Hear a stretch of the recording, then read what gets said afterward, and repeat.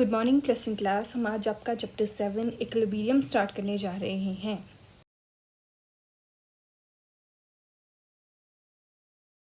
सबसे पहले what do you mean by equilibrium? An equilibrium represents a state in a process where observable properties such as color, temperature, pressure, concentration, etc. do not show any change. Equilibrium किसी भी process की एक ऐसी state है जहाँ पे हमें कोई विजिबल चेंज होना दिखना बंद हो जाता है। एक्चुअल में चेंजेस हो रहे हैं बट हमें दिखना बंद हो जाता है। फॉर एग्जाम्पल, अगर हम एक क्लोज्ड कंटेनर लें और उसमें वाटर बॉईल करना स्टार्ट कर दें तो क्या होगा? स्टार्टिंग में क्या है, वाटर वेपर में कन्वर्ट हो रहा है। अब क्लोज्ड कंटेनर है तो वेपर क्या है, वापस कंडेंस होकर वाटर बना रहे हैं। स्टार्टिंग में हमें दिख रहा है कि वाटर वेपोरेट कर रहा है, कंडेंस हो रहा है, बट एक टाइम ऐसा आएगा, एक स्टेज ऐसी आएगी जब हमें ऐसा लगेगा कि वाटर फर्दर बॉयल होना बंद हो गया। एक्चुअल में वाटर बॉयल कर रहा है बट हमें क्या लगेगा कि वाटर बॉयल नहीं कर रहा है। उस पर्टिकुलर स्टेट को जहाँ पे हमें कोई विजिबल चेंज देखना बंद हो गया है, that state is known as equilibrium. या तो फिर हम इसको एक और तरीके से डिफाइन कर सकते हैं, when rate of forward reaction. Rate of forward reaction का मतलब हुआ जब रिएक्शन रिएक्टेंट से प्रोडक्ट की तरफ को जा रहा है, becomes equal to rate of backward reaction. Backward का मतलब वापस प्रोडक्ट से क्या बन रहे हैं, रिएक्टेंट। उस पर्टिकुलर स्टेट को हम क्या बोलते हैं, equilibrium. Now the equilibrium in physical changes. किस तरह से फिजिकल चेंजेस में अलग अलग तरह के हमारे पास इक्विलिब्रियम होते हैं। सबसे पहला है solid liquid equilibrium. Solid liquid का मतलब हुआ जैसे आइस कन्वर्ट हो रही है वाटर में और वाटर वापस कन्वर्ट हो रहा है आइस में, तो जब मेल्टिंग ऑफ आइस हो जाएगा equal to freezing of water, उस टाइम पे हम बोलेंगे कौन सा इक्विलिब्रियम आ गया है, सॉलिड लिक्विड इक्विलिब्रियम। जितना आइस मेल्ट कर रही है उतना ही वाटर वापस फ्रीज होके आइस बना रहा है। सेकेंड टाइप का है liquid gas equilibrium. Liquid gas का मतलब क्या हुआ, लिक्विड से कन्वर्ट हो रहा है वेपर्स में और वेपर से वापस कन्वर्ट हो रहा है लिक्विड में। उस टाइम पे जो इक्विलिब्रियम एग्जिस्ट करेगा that will be known as liquid gas equilibrium. Third का होता है सॉलिड गैस इक्विलिब्रियम। हमें पता है सॉलिड से जब गैस में कन्वर्ट होते हैं उस प्रोसेस को बोलते हैं सब्लिमेशन। इसका मतलब व्हेन रेट ऑफ सब्लिमेशन, और वापस गैस से जब सॉलिड में कन्वर्ट होते हैं उसको सॉलिडिफिकेशन या फिर उसको फर्दर सब्लिमेशन ही बोलते हैं।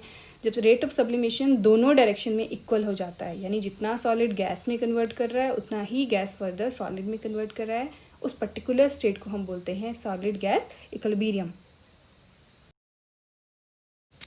Now, equilibrium between a solid and its solution. The equilibrium between a solid and its solution is indicated by a saturated solution. हमने वाटर लिया, वाटर में शुगर को डिज़ोल्व करना स्टार्ट किया। शुगर स्टार्टिंग में dissolve हो जाएगी बट एक टाइम ऐसा आएगा जब शुगर फर्दर डिज़ोल्व होना बंद हो जाएगी, तो हम बोलेंगे कि सॉलिड और उसके सॉल्यूशन के बीच में क्या आ गया है, सैचुरेशन आ गई है। सैचुरेशन आ गया है या फिर बोलो इक्विलिब्रियम एग्जिस्ट कर रहा है solid and it's solution.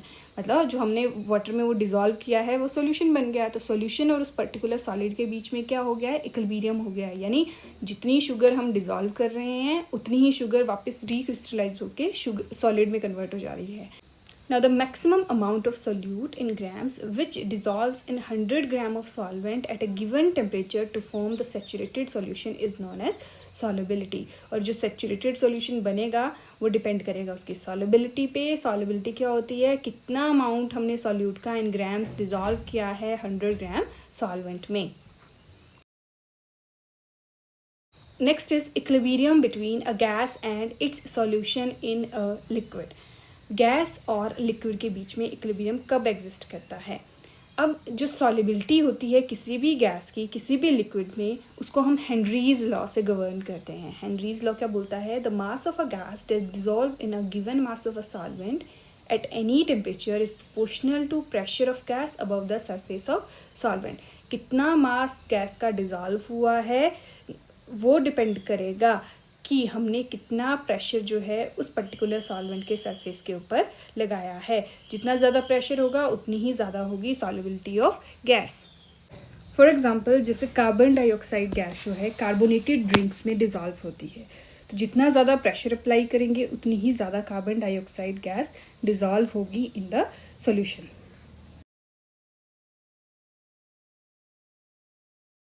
Next is equilibria in chemical system.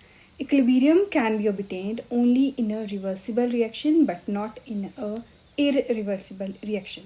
सिर्फ जो रिवर्सिबल रिएक्शंस हैं, रिवर्सिबल रिएक्शन को हम जैसे A reversible reaction with B इस साइन से हम शो करते हैं, जिसमें ये साइन लगा होता है, दैट मीन्स वो कैसे रिएक्शन है, रिवर्सिबल रिएक्शंस हैं. तो इक्विलिब्रियम जो होता है वो सिर्फ रिवर्सिबल रिएक्शंस में ऑब्टेन होता है and not in irreversible reaction. जो हम सिंगल हेडेड एरो से रिप्रेजेंट करते हैं वो इररिवर्सिबल रिएक्शंस होते हैं. दैट मीन्स इररिवर्सिबल रिएक्शन में कभी भी इक्विलिब्रियम नहीं आएगा, क्योंकि इक्विलिब्रियम में क्या होता है, जितने रिएक्टेंट से प्रोडक्ट बनेंगे उतने ही प्रोडक्ट से वापस बने हैं रिएक्टेंट. अब इररिवर्सिबल में तो सिर्फ प्रोडक्ट की फॉर्मेशन होगी, दैट मीन्स उसमें कभी भी इक्विलिब्रियम नहीं आएगा. It can be obtained both in homogeneous as well as heterogeneous system. Homogeneous होते हैं जिसमें सारे की सारे अगर गैशियस स्टेट में हैं तो रिएक्टेंट भी गैशियस में हैं, प्रोडक्ट भी गैशियस स्टेट में हैं. और अगर सॉलिड हैं तो सारे सॉलिड हैं, लिक्विड है तो सारे लिक्विड हैं. हिट्रोजीनियस मतलब जिसमें मिक्स होता है सिस्टम, कोई लिक्विड होगा, कोई गैस होगा, कोई सॉलिड. तो ये दोनों केसेस में हो सकता है. बस कंडीशन क्या है कि साथ में होमोजीनियस एंड हिट्रोजीनियस सिस्टम कैसे होने चाहिए, रिवर्सिबल रिएक्शंस होने चाहिए. Third is equilibrium is of dynamic nature. Dynamic का मतलब क्या हुआ, इक्विलिब्रियम पे रिएक्शन कभी स्टॉप नहीं करता है. रिएक्शन हमेशा क्या करेगा, मूव करता रहेगा. इक्विलिब्रियम स्टेट आ गई है बट क्या है, रिएक्शन मूव कर रहा है, that means it is of dynamic nature. Now next is the characteristics of chemical equilibrium. सबसे पहली characteristic, the observable properties of system become constant. Observable property मतलब जो हमें सामने से इजीली ऑब्जर्व हो जाती हैं, जैसे colour, temperature, pressure, volume change हो रही है नहीं हो रही है. जब ये चीज़ें कांस्टेंट हो जाती हैं तो बोलते हैं कि हम इक्विलिब्रियम की स्टेट पे आ चुके हैं. The equilibrium is only obtain if the reaction is carried in a closed vessel. Main condition क्या है, इक्विलिब्रियम तभी ऑब्टेन होता है जब हम क्लोज्ड वेसल में रिएक्शन को कैरी आउट करवाते हैं. क्लोज्ड वेसल में होगा तभी हमारे जो रिएक्शन है उसको हम कंट्रोल कर सकते हैं. अदरवाइज सिर्फ रिएक्टेंट से प्रोडक्ट ही बनेंगे, प्रोडक्ट को वापस रिएक्टेंट में कन्वर्ट करना पॉसिबल नहीं हो सकता है. A catalyst can not alter the equilibrium point. Catalyst होते हैं जो रिएक्शन को फास्ट करवाते हैं. तो कैटलिस्ट जो होते हैं वो सिर्फ रिएक्शन को फास्ट या स्लो फास्ट करवाते हैं, उसका इक्विलिब्रियम पॉइंट पे कभी भी कोई भी फर्क नहीं पड़ता है. In a reversible reaction, chemical equilibrium can be obtained from either side. Reversible reaction क्या हुआ, रिएक्टेंट से पहले चेंज करेंगे प्रोडक्ट, फिर प्रोडक्ट से वापस चेंज करेंगे रिएक्टेंट. अब इक्विलिब्रियम जो होता है ऐसे रिएक्शंस में किसी भी डायरेक्शन से ले सकते हैं. दैट मीन्स हम रिएक्टेंट वाली साइड से जब प्रोडक्ट बनाएंगे तो इक्विलिब्रियम हमारा रिएक्टेंट साइड से आएगा. जब प्रोडक्ट से वापस रिएक्टेंट बनेंगे तो इक्विलिब्रियम हमारा प्रोडक्ट साइड से आएगा. तो हम इक्विलिब्रियम किसी भी साइड से ऑब्टेन कर सकते हैं.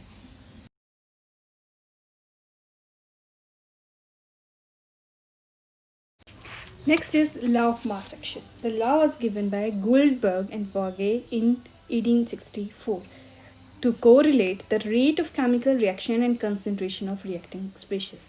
किस तरह से किसी भी रिएक्शन का जो रेट है वो डिपेंड करता है कंसंट्रेशन के ऊपर, उसको दिया है by law of mass action. According to this law, at a constant temperature, the rate of a chemical reaction is directly proportional to the product of molar concentration of reactants. Each concentration term raised to the power its stoichiometric coefficient that appears in a balanced chemical equation.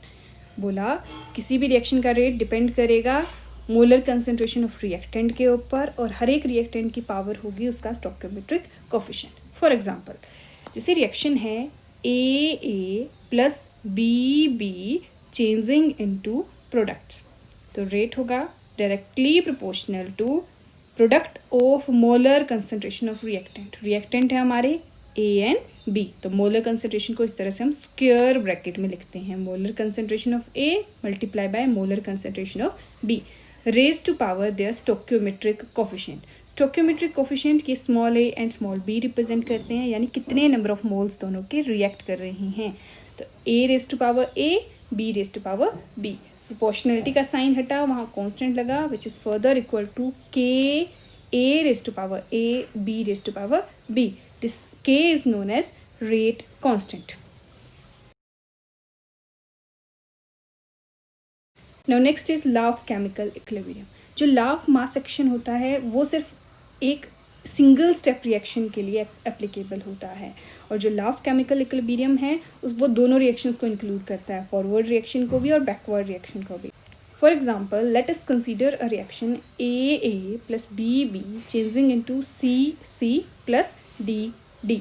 ये हमारे पास क्या है, एक reaction है। अब law of mass action हम अगर दोनों साइड पे लगाएं तो rate of forward reaction is directly proportional to, क्या बोला था, product of molar concentration of reactant. जब इस डायरेक्शन में जा रहा है तो रिएक्टेंट है हमारे A एंड B, यानी कि directly proportional to A raise to power A B raise to power B, और ये है molar concentration. Further equal to, proportionality का साइन हटा, वहाँ एक कांस्टेंट लगा KF, rate constant in forward direction, KF AB, A की पावर स्मॉल a B की power small p, and rate of backward reaction is equal to, rate of backward reaction backward direction में चला तो ये हमारे reactant बन गए और ये बने हमारे प्रोडक्ट। तो रेट ऑफ बैकवर्ड डायरेक्शन हो जाएगा directly proportional to C raise to power C D raise to power D, दोनों की मोलर कंसंट्रेशन। अब एट इक्विलिब्रियम क्या होता है, इक्विलिब्रियम पे rate of forward reaction is equal to rate of backward direction. That means KF A raised to power A B raised to power B will be equal to KB C raised to power C D raised to power D। थोड़ा rearrange किया तो KF upon KB which is equal to K which is equal to KC which is equal to C raised to power C D raised to power D upon A raised to power A B raised to power B, या फिर हम बोल सकते हैं molar concentration of C raised to power stoichiometric coefficient है C, molar concentration of D raised to power D, molar concentration of A raised to power A, molar concentration of B raised to power B। तो इस तरह से हम law of chemical equilibrium को अब state करते हैं। Law of chemical equilibrium states that for a reversible reaction, reversible reaction लिया था हमने जिसमें प्रोडक्ट एंड रिएक्टेंट क्या थे, रिवर्सिबली एक दूसरे के साथ लिंक थे। इन अ स्टेट ऑफ इक्विलिब्रियम, दूसरी कंडीशन हमने ली है कि रिएक्शन कैसा है, स्टेट ऑफ इक्विलिब्रियम पे है। The ratio of product of, किसका रेशियो है, product of molar concentration of product, जो हमारे प्रोडक्ट की मोलर कंसंट्रेशन है उनका प्रोडक्ट, प्रोडक्ट मतलब दोनों मल्टीप्लाइड हैं, to that of molar concentration of reactant, product का रेशियो है रिएक्टेंट के साथ में, और each concentration term raise to power है इट्स स्टोक्योमेट्रिक कोफिशिएंट, हर एक कंसंट्रेशन टर्म जो है उसकी पावर क्या है, उसका स्टोक्योमेट्रिक कोफिशिएंट है। In a balanced chemical equation in is known as constant equilibrium constant provided the temperature is constant. बोला बैलेंस केमिकल इक्वेशन में क्या होगा, इनका रेशियो एक कांस्टेंट होगा जिस कांस्टेंट को हम इक्विलिब्रियम कांस्टेंट बोलते हैं, प्रोवाइडेड टेम्परेचर क्या होना चाहिए, कांस्टेंट होना चाहिए। दैट्स ऑल फॉर टुडे, बाकी नेक्स्ट टॉपिक को हम नेक्स्ट क्लास में डिस्कस करेंगे।